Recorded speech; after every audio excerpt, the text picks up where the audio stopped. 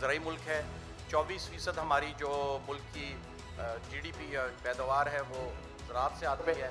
और सोना सेक्टर का जो कॉन्सेप्ट है वो ये है कि MRP पे जब देना शुरू कर देंगे जो हमारे सोना सेंटर से, तो एक 2000 रुपये का ऑलमोस्ट औसतन फ़र्क है अगर आप बाहर से मंगवा के बेच रहे होते हैं। तो ये एक बहुत बड़ा बेनिफिट है जो पाकिस्तानी काश्तकार को हम देना चाहते हैं। इंशाल्लाह आज ये पहला स्टोर हमारा शरकपुर से स्टार्ट हो रहा है, फिर दूसरा आज तक मुरीदके में और एक तीसरा आज और भी एक तो आज ही ऑपरेट हो जाएंगे।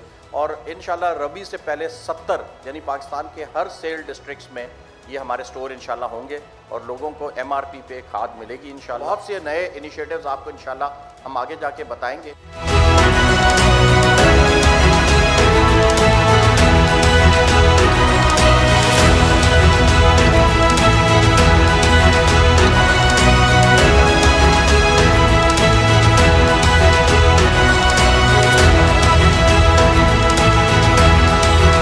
पहले तो शुक्रगुजार हूँ राजा साहब का और उनकी टीम का। पाकिस्तान में जो ये सेंटर खोलने जा रहे हैं ये हर डिस्ट्रिक्ट हेडक्वार्टर पे खोलने जा रहे हैं।